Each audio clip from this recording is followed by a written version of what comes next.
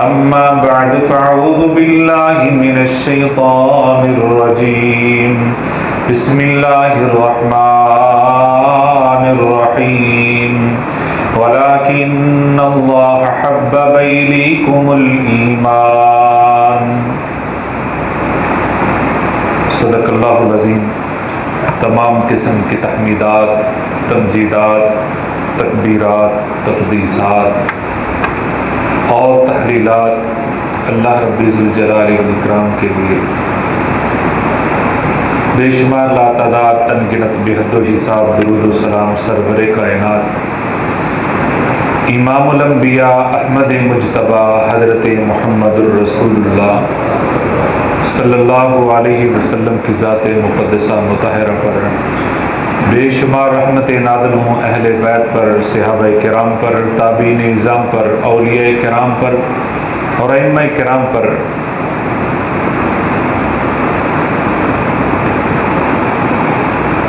حمد و ثنا کے بعد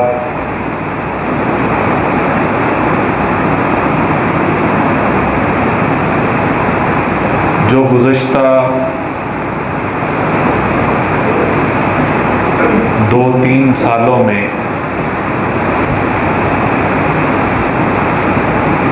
پوری دنیا کے حالات رہے ہیں،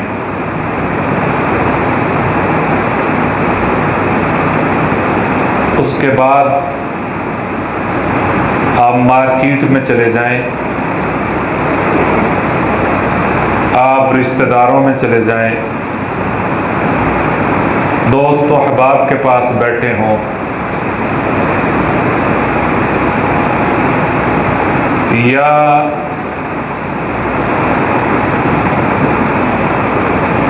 نماز کے بعد کسی مسجد میں کوئی بات چیت ہو رہی ہو تو عمومی طور پر ایک بات کا خاص طور پہ ذکر ہوتا ہے کہ اس کورونا کی وجہ سے حالات بہت خراب ہو چکے ہیں، مہنگائی پوری دنیا پہ بڑھ چکی ہے، کاروبار بند ہو چکے ہیں، معاشی طور پر سارے بدحال ہو چکے ہیں۔ اس طرح کی ہی ساری باتیں آپ کو سننے کو ملیں گی، جبکہ سب کو یہ معلوم ہے کہ یہ وبا قدرت کی طرف سے ایک بہت بڑی پکڑ تھی، اور اللہ نے اپنی قدرت کاملہ کے سامنے سب کو بے بس مجبور کر کے دکھا دیا ہے کہ کوئی کچھ نہیں کر سکتا۔ یہ وہ وائرس ہے جس کو دنیا کی کوئی مشینری پکڑ نہیں سکتی، اور بڑے بڑے معالج اور میڈیکل میں ید طولہ رکھنے والے وہ بھی اس کی نظر ہوئے ہیں۔ اتنا کچھ ہونے کے بعد ہماری سوچ نہیں بدلی، ہمارے خیالات نہیں بدلے، ہمارے انداز نہیں بدلے، بس پھر بھی وہی سوچ ہے کہ کاروبار تباہ ہو چکا، دنیا تباہ ہو چکی، مہنگائی بہت ہو چکی۔ اس چیز کی سب کو فکر ہے، لیکن جس طرف سے یہ وبا یا پکڑ آئی تھی اس کی طرف توجہ پھر بھی نہیں بڑھی، اس کی طرف التفات پھر بھی نہیں ہوا، اس سے رشتہ پھر بھی قائم نہیں کیا، پھر بھی ہم دنیا میں ہی مگن ہے۔ یہ چند منٹ میں آپ کو صرف میں سوچنے کا انداز بتانا چاہتا ہوں، ان دماغوں کا، ان دلوں کے حالات آپ کے سامنے آپ کو یاد کروانا چاہتا ہوں، وہی باتیں جو روز ہم سنتے ہیں، وہی احادیث، وہی واقعات جو ہم روز سن چکے ہیں اور تقریباً سب کو یاد ہیں، لیکن میں یاد دہانی کروانا چاہتا ہوں کہ سوچنا اس انداز سے بھی چاہیے، ہمیں فکر اس انداز سے بھی کرنی چاہیے اپنے دین کی، اپنی آخرت کی، اپنی نامہ اعمال کی، اپنی زندگی کی بہتری کے لیے، اپنی جنت کے لیے، اپنی بقا کے لیے، اپنی انجام کے لیے ہمیں کتنی فکر ہے؟ کیا کبھی پلان بنایا ہے؟ کبھی سوچ رکھی ہے؟ اگر رکھی ہے تو وہ بہت سطحی سی ہے۔ جس قدر کے وہ ہستیاں، وہ دماغ جو اس کائنات میں امت محمدیہ میں سب سے بہترین ہیں، وہ صحابہ کرام رضوان اللہ علیہم اجمعین کے ہیں، وہ کیسے سوچتے تھے؟ وہ فکر کیسے کرتے تھے؟ ان کا انداز فکر کیا تھا؟ نبی صلی اللہ علیہ وسلم نے ایک حدیث آپ نے وہ سنی، یعنی وہ ساری باتیں ہیں جو آپ کو یاد ہیں، لیکن اس انداز سے آپ کو صرف یاد کروانا چاہتا ہوں۔ نبی صلی اللہ علیہ وسلم نے حدیث بیان کی، یہ خوشخبری دی کہ جنت کے 8 دروازے ہیں، اور یہ حدیث ہم پتہ نہیں کتنی مرتبہ سن چکے ہیں، یہ حدیث ہم پتہ نہیں کتنی مرتبہ سن چکے ہیں، سب کچھ سن چکے ہیں، لیکن وہ سوچ جو میں آپ کو جس کی طرف توجہ دلانا چاہتا ہوں، پھر بھی اس انداز میں ہمارے اندر نہیں آئی جس طرح آنی چاہیے تھی۔ نبی صلی اللہ علیہ وسلم نے فرمایا 8 دروازے ہیں، یعنی جس کی جو عبادت ہے، جس میں اس کی محنت زیادہ ہے، اسی دروازے سے اس کو داخل کیا جائے گا۔ باب الصیام ہے، باب الریان ہے، باب الصلاۃ ہے، باب الزکوٰۃ ہے، یہ اسی طرح سارے 8 دروازے ہیں جنت کے۔ ہر ایک کو اس میں سے آواز دی جائے گی کہ آ جاؤ، صلاۃ والے اس میں سے، زکوٰۃ والے اس میں سے، روزے والے اس میں سے۔ اب یہ بات ختم ہو چکی تو ایک اعلیٰ دماغ والی ہستی، اچھی سوچ والی ہستی، ان کا فوراً یہ فکر مندی والا سوال اور بہترین سوچ والا سوال ابھرا، اور انہوں نے سوال کر ڈالا، فرمایا اللہ کے حبیب صلی اللہ علیہ وسلم ہمیں بتائیں، کیا کوئی دنیا میں ایسا بندہ بھی ہے جو 8 دروازوں میں داخل ہو سکتا ہے؟ جو 8 دروازوں میں داخل ہو سکتا ہے، یعنی یہ فکر ہے کہ داخل تو ایک میں سے ہی ہو جانا کوئی مسئلہ نہیں ہے، لیکن سوچ کہاں تک پہنچی ہے؟ کوئی ایسا انداز بھی ہونا چاہیے کہ اس طرح کا کوئی بھی انسان ہے کہ اس کے اتنے اچھے اعمال ہیں، 8 دروازوں کی چابیاں اس کے پاس ہوں، اور 8 دروازوں کا پرمٹ اس کے پاس ہو، وہ جہاں سے مرضی چاہے داخل ہو جائے۔ نبی صلی اللہ علیہ وسلم نے فرمایا ابو بکر مجھے امید ہے اللہ آپ کو اس میں داخل کرے گا۔ کیا ہم نے کبھی سوچا ہے؟ ہم نے تو کبھی ایک دروازے کا نہیں سوچا، 8 تو بڑی دور کی بات ہے کہ جنت کے ایک دروازے سے کسی طریقے سے داخل ہو جائیں۔ اس کا مطلب صرف اتنا ہی خواہش کر دینا، خواہش نہیں، پیچھے وہ اعمال ہیں، پیچھے وہ عقائد ہیں، پیچھے وہ نظریات ہیں جن نظریات کے بعد وہ جنت میں داخل ہو سکتے۔ دوسری بات، حضرت ربیع بن کعب رضی اللہ تعالیٰ عنہ صحابی ہیں جو نبی صلی اللہ علیہ وسلم کی خدمت کرنے والے ہیں۔ رات کے وقت جب بھی حضور صلی اللہ علیہ وسلم بیدار ہوتے تو پانی، کوئی بھی چیز کی ضرورت ہوتی، مسواک کسی طرح کی بھی، تو وہ فوراً پیش کر دیتے تھے نبی صلی اللہ علیہ وسلم۔ اور ایسا موقع بھی آ گیا، رات کے اندھیرے میں نیند انسان پر غالب آتی ہے، نبی صلی اللہ علیہ وسلم کو شاید وہ ایسا منظر نظر آیا کہ جس میں انسان کو نیند پوری کرنی چاہیے تھی، لیکن وہ غلام نیند پوری نہیں کرتا، نبی صلی اللہ علیہ وسلم کی خدمت پر مامور ہے، اور فوراً جو ہے پانی پیش کرتا ہے، اور فوراً جو ہے مسواک پیش کرتا ہے، فوراً جو بھی چیز ضرورت کی ہے پیش کرتا ہے۔ نبی صلی اللہ علیہ وسلم جذبہ محبت میں فرماتے ہیں سل اے ربیع، اب مانگو جو مانگتے ہو تجھے دے دیا جائے گا۔ مطلب یہ کہ اب مانگو، میں اللہ سے دعا کروں گا، اللہ آپ کو عطا کرے گا۔ اب صحابی، اب وہ جو 2 جہانوں کے سردار ہیں، جن کا ڈائریکٹ فوراً نبی صلی اللہ علیہ وسلم کا جن کا ڈائریکٹ فوراً اللہ سے ہے، حضرت جبریل علیہ السلام فوراً اتر آتے ہیں، اور اللہ کے سامنے جو بھی سوال رکھیں گے فوراً قبول ہوگا۔ اب کچھ بھی مانگ سکتے تھے، حالانکہ مال کی فراوانی نہیں ہے، وہ خادم ہیں، وہ تو اپنی زندگی کی جو بنیادی ضرورتیں ہیں بڑی مشکل سے پوری کرتے ہیں. ان کو ضرورت تھی مال کی، ان کو ضرورت تھی دنیا کی، ان کو ضرورت تھی سب آسائشوں کی، سب سہولیات کی، لیکن بغیر سوچے فوراً کہا اللہ کے حضور صلی اللہ علیہ وسلم جنت میں آپ کا ساتھ چاہیے. یہ سوچ، یہ فکر ہماری کبھی آئی ہے؟ کوئی ایسا کام ہم نے کبھی کر کے دیکھا کہ مجھے ساتھ پیغمبر کا مل جائے، مجھے نبی صلی اللہ علیہ وسلم کا ساتھ مل جائے؟ کبھی اس معیار کی سوچ ہے؟ خواہش ہے ستی سی، کہہ دیتے ہیں ہم، لیکن اندر سے جو آواز اٹھتی ہے وہ کبھی نہیں.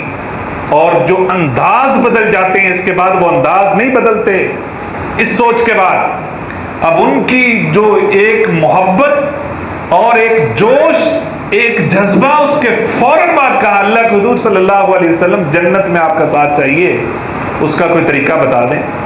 نبی صلی اللہ علیہ وسلم نے فرمایا اگر ایسی بات ہے فَإِنِّي عَلَى نَفْسِكَ بِكَثْرَةِ السُّجُودِ. یہ نہیں کہا کہ بس ایسے ہی آگے عمل پر جوڑا ہے، عمل کے ساتھ جوڑا ہے، بس اتنا کہہ دینے سے نہیں ہے. حالانکہ نبی صلی اللہ علیہ وسلم فوراً دعا کر دیتے تو قبول تھی، لیکن عمل نہیں چھڑوایا. کہا میرے پیارے صحابی اب کثرت سے سجدے کیا کرو، اللہ تجھے جنت میں میرا ساتھ نصیب فرمائے گا.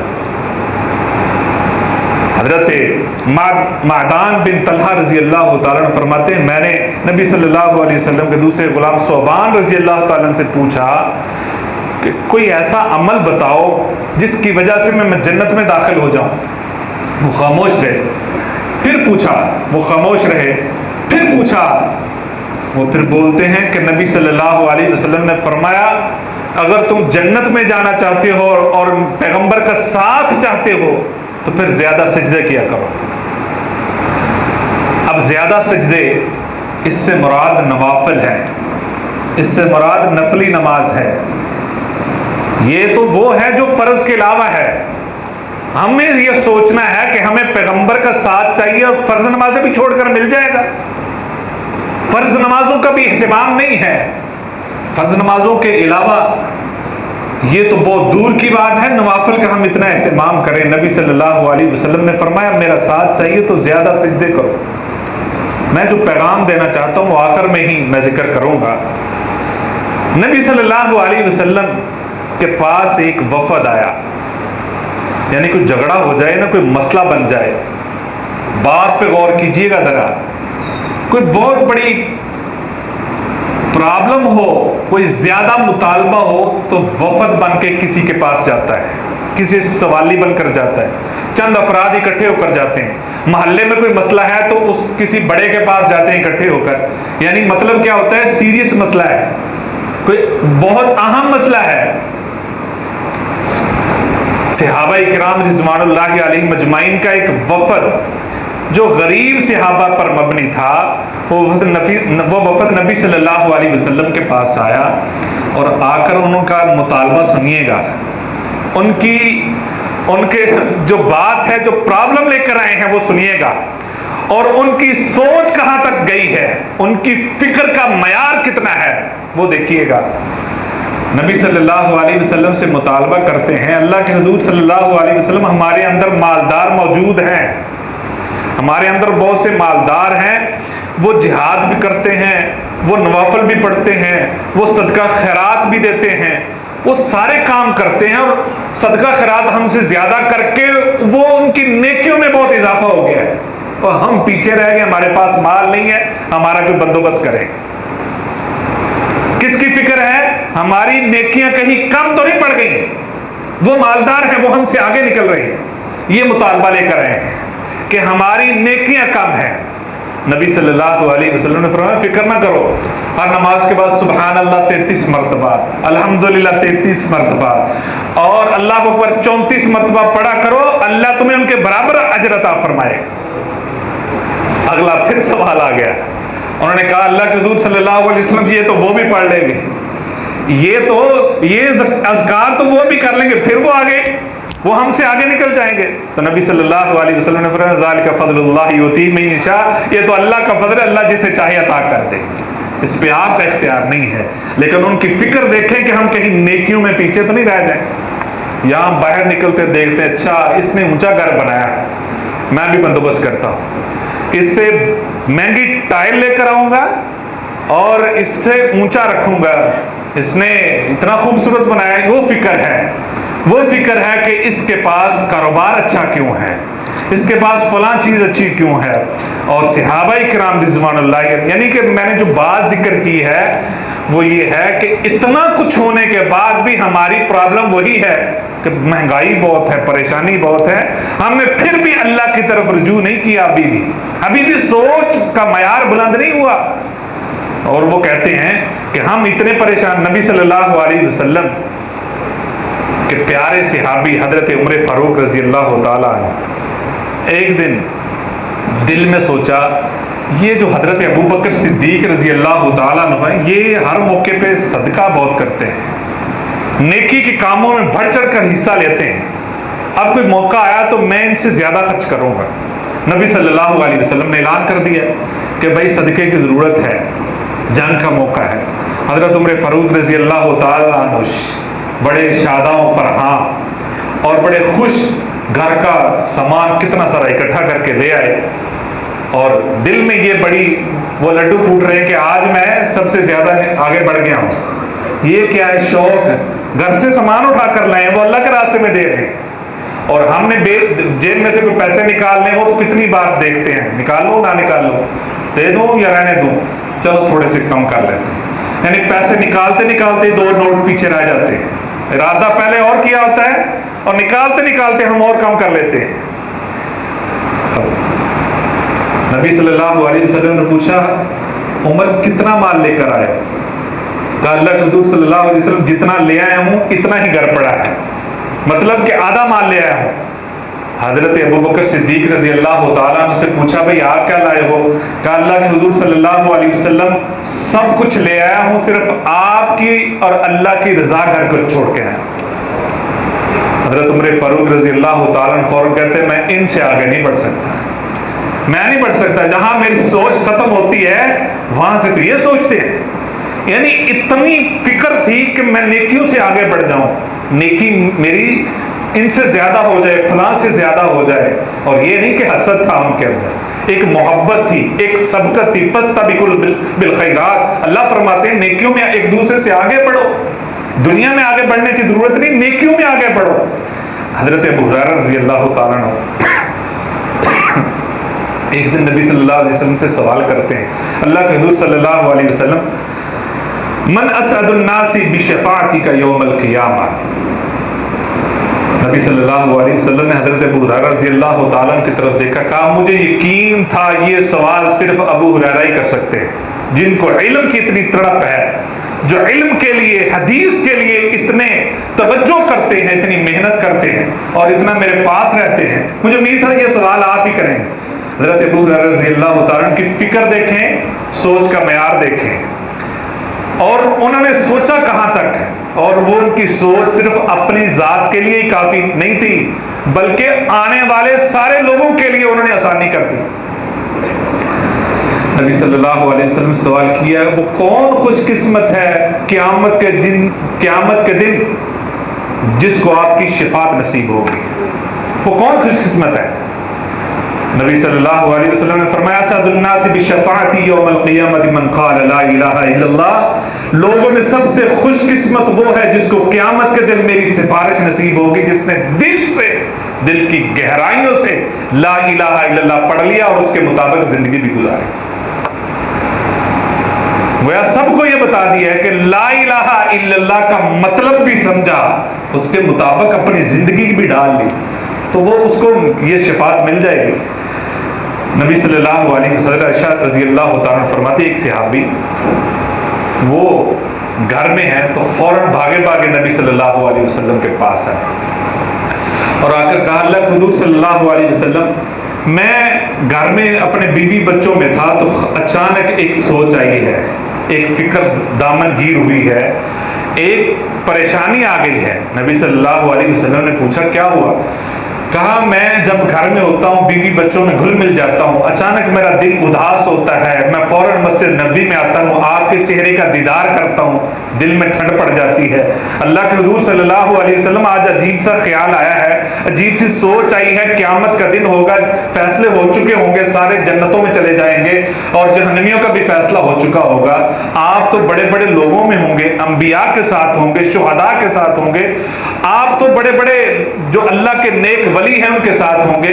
قیامت کا دن، قیامت کے بعد، اس فیصلے کے بعد جنت میں سارے چلے جائیں گے۔ اگر جنت میں میرا دل کیا کہ میں آپ کی زیارت کروں تو میں کیا کروں گا؟ یہ سوال کہ جنت میں آپ کی زیارت کرنا چاہتا ہوں، کیا کروں گا؟ ابھی اس کے پیچھے سوچ بڑی ہے، لیے بھی ہم نے بہت سنا ہے، ستی سی بات دماغ کے اوپر سے گزر جاتی ہے، لیکن ان کی گہرائی تک جائیں کہ سوچا کہاں تک ہے۔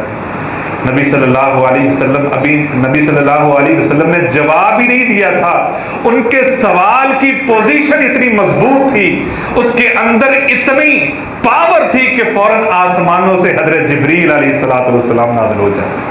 وَمَن يُطِعِ اللَّهَ وَالرَّسُولَ فَأُولَٰئِكَ مَعَ الَّذِينَ أَنْعَمَ اللَّهُ عَلَيْهِم مِّنَ النَّبِيِّينَ وَالصِّدِّيقِينَ وَالشُّهَدَاءِ وَالصَّالِحِينَ وَحَسُنَ أُولَٰئِكَ رَفِيقًا۔ یہ مسئلہ ان کا نہیں، قیامت تک آنے والوں جن کے دل میں بھی، جن کے دماغ میں بھی یہ سوال آئے گا، ان کے لیے بھی مسئلہ حل کر دیا کہ جو بھی اللہ اس کے رسول کی تابعداری کرے گا، اللہ قیامت کے دن ان کو پیغمبروں کا ساتھ عطا فرمائے گا، شہداء، صدیقین اور اللہ کے ولیوں کا ساتھ نصیب فرمائے گا۔ یہ فکر ہے ان کی، یہ سوچ ہے ان کی۔ اور ہماری سوچ کا معیار کیا ہے؟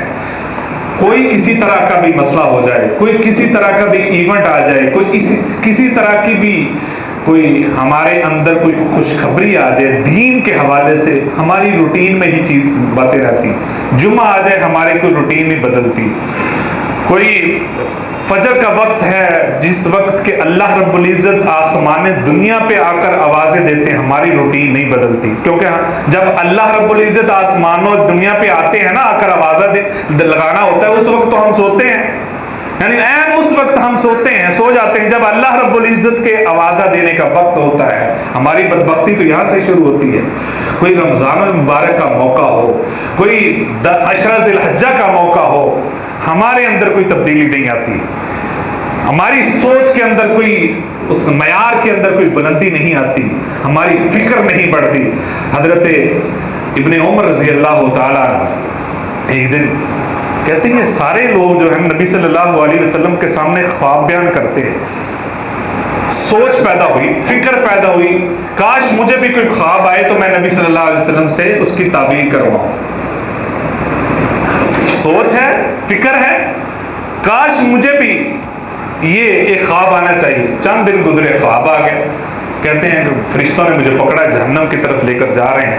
ایک اور فرشتہ آتا ہے، اس نے آ کر روک دیا اور میری آنکھ کھل جاتی۔ مختصر جا کر میں نے نبی صلی اللہ علیہ وسلم کو بتایا، حضرت حفصہ رضی اللہ تعالیٰ عنہ کے ذریعے نبی صلی اللہ علیہ وسلم نے حضرت حفصہ رضی اللہ تعالیٰ عنہ کو یہ خواب کی تعبیر بتائی کہ ابن عمر جو ہیں بہت اچھے بندے ہیں، بہت نیک بندے ہیں، اگر وہ تہجد پڑھنا شروع کر دیں۔ حضرت عبداللہ بن عمر کہتے ہیں، اس دن کے بعد میں نے زندگی میں کبھی تہجد نہیں چھوڑی۔ ایک سوچ آئی ہے، ایک خواہش پیدا ہوئی، ایک فکر ہوئی ہے، کس کے لیے؟ دین کے لیے، اپنی آخرت کے لیے، اور اللہ رب العزت نے زندگی بھر کے لیے ایسے عمل پر لگا دیا جو اللہ کی خوشنودی کا باعث ہے۔ ہمیں تو فکر ہی نہیں ہوتی نا، کوئی سوچ ہی نہیں آتی، اس طرف ہم نے سوچوں کو لگایا ہی نہیں، دماغوں کو لگایا نہیں۔ حضرت عمر فاروق رضی اللہ تعالیٰ عنہ، جن کے ایما پر، جن کے اشارے پر، جن کی خواہش پر کتنی مرتبہ قرآن نازل ہوا ہے، جن کے بارے میں یہ حدیث موجود ہے، میرے بعد کوئی پیغمبر ہوتے عمر فاروق ہوتے، کتنا کچھ ان کے لیے۔ حضرت حذیفہ رضی اللہ تعالیٰ عنہ سے فرماتے ہیں، حذیفہ میں قسم دے کر کہتا ہوں، مجھے بتاؤ جو نبی صلی اللہ علیہ وسلم نے منافقین کی لسٹ دی تھی اس میں کہیں میرا نام تو نہیں ہے؟ سوچ سکتے ہیں ہم، اور ہم سب کچھ کرتے پھرتے ہیں اور اس لیے بے فکر بھی ہیں، اور ان کی سوچ کا معیار کیا ہے؟ اتنے فکر مند ہے، کہیں اس لسٹ میں میرا نام تو نہیں ہے۔ ہمارا کہیں ایسا معیار نہیں ہے، ہم نے کبھی ایسا سوچا نہیں ہے۔ مسجد سے نکل رہے تھے نبی صلی اللہ علیہ وسلم. مسجد کے باہر گیٹ پہ ایک بندہ کھڑا ہے اور اس نے نبی صلی اللہ علیہ وسلم، فکر مندی دیکھیں، سوچ دیکھیں، نبی صلی اللہ علیہ وسلم سے سوال کیا، اللہ کے حضور صلی اللہ علیہ وسلم قیامت کب قائم ہوگی، قیامت کب آئے گی؟ نبی صلی اللہ علیہ وسلم نے پوچھا کیا کیا ہے آپ نے، تیاری کیا ہے آپ کی؟ میں نمازیں پڑھتا ہوں، روزے رکھتا ہوں، فلاں کرتا ہوں، یہ سارے اعمال کرتا ہوں، اور آپ سے اللہ سے محبت بھی کرتا ہوں، آپ کے صحابہ سے محبت کرتا ہوں. نبی صلی اللہ علیہ وسلم نے فرمایا جاؤ، قیامت کے دن اللہ رب العزت آپ کو ساتھ بھی وہی نصیب فرمائے گا جس سے محبت کرتے ہیں. یہ فکر ہے، یہ سوچ ہے. کیا ہماری سوچ کا معیار ایسا ہے؟ ہم نے سوچا ہے کبھی اس بارے میں، کبھی ہم فکر مند ہوئے ہیں؟ اگر نہیں ہے تو ہماری سوچ کا انداز بھی ایسا ہونا چاہیے، ہماری سوچنے کا، ہماری فکر کا انداز بھی ایسا ہونا چاہیے. یہ ایک مہینہ آنے والا ہے، کوئی گھر میں مہمان آنے ہو. ابھی اگر آپ کو کوئی خبروں سے دلچسپی ہو، OIC کا اجلاس تھا نا، مہمان آنے تھے، باہر تھے. اسلام آباد پورے میں وقت پڑا ہوا تھا، حکومت کو ساری سیکورٹی پتہ نہیں کیا کیا مسائل تھے کہ مہمان چند اکٹھے ہو کر وہاں آئیں. یہ رمضان اللہ کا مہمان ہے، اور اس مہمان کی وجہ سے دنیا میں نہیں تبدیلی آتی، آسمانوں میں، زمین کے پر، جنت تک، جہنم تک تبدیلی آ جاتی ہے. نہیں تبدیلی آتی تو ہمارے اندر نہیں آتی، ہماری سوچ میں نہیں آتی، ہماری فکر میں نہیں آتی. انشاءاللہ کیسے تبدیلی آتی ہے، کیسے ہم نے تیاری کرنی ہے، اگلے جمعے انشاءاللہ بتائیں گے. لیکن میرا صرف یہی پیغام ہے، یہ اب ہماری ذمہ داری ہے کہ ہم نے اس مہمان کے لیے کیا پلاننگ بنائی ہے، کیا سوچ رکھا ہے، ہماری کیا سوچ ہے، ہماری کیا فکر ہے، ہماری کیا پلاننگ ہے، ہم نے کیا کرنا ہے. کیا اس بارے سوچا ہے؟ نہیں سوچا تو اس کے آنے سے پہلے ضرور پلان بنا کر رکھیں، سوچ رکھیں کہ ہم نے کیا کرنا ہے اور کس انداز سے ان کی اس مہینے کی فیوز و برکات کو سمیٹنا ہے. اللہ عمل کی توفیق عطا فرمائے. وآخر دعوانا